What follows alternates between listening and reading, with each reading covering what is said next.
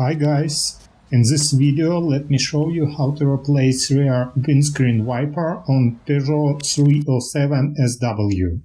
You need to pull up wiper's arm, then rotate the wiper a bit, and after that you need to push out this part of wiper's arm from the wiper.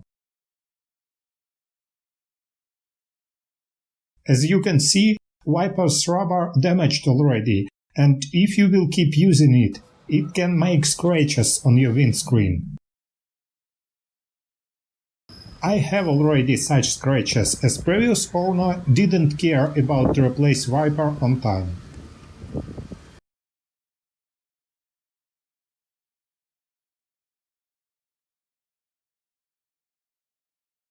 I ordered already original wiper from Renault, as it is exactly the same, but it was a sale proposal and I got a pretty good price for it.